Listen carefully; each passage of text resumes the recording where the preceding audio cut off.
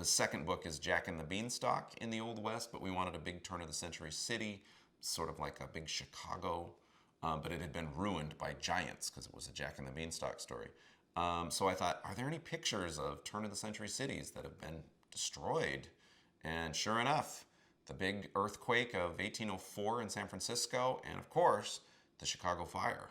And so I bought 2 books on those, and I would pore over those images. And there was an image that just caught my, I just fixated on it. It was a giant rolling sewage remover, like an outhouse system, because the people still wanted to live in the city, but the city was ruined and the plumbing was gone. And I thought, good grief, they had to figure out their plumbing for years while they were rebuilding the city. That is so fascinating. And I kept reading, and I'd be like, oh yeah, I gotta draw fairies and goblins and dragons, and those are fun enough, but I want to know more about this history stuff. So I started doing small mini comics just about history. At that point, I was experimenting with webcomics and blogging, and I set a pace for myself to put a new piece of content up every weekday. I did a little story about Lewis and Clark, a history story with a little bit of comedy. The story had to do with the fact that Lewis and Clark and the Corps of Discovery were consuming mercury.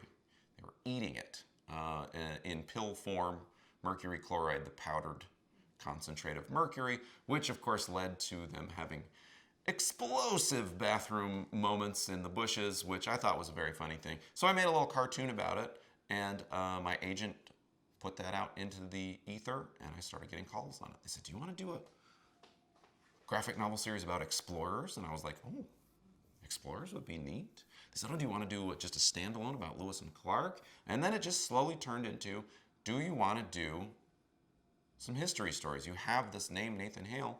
And I thought, yeah, like I don't have a history background. I love historical fiction.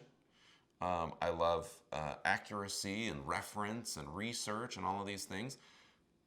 I like funny stories too, though.